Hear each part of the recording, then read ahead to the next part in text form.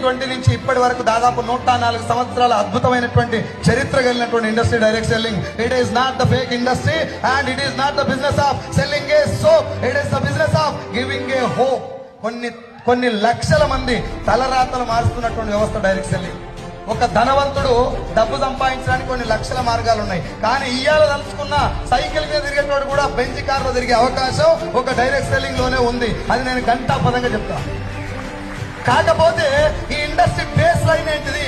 ఎందుకు ప్రపంచవ్యాప్తంగా ఒక ఐఏఎస్ ఆఫీసర్ కూడా ఉద్యోగాన్ని రిజైన్ చేసి వచ్చిండు?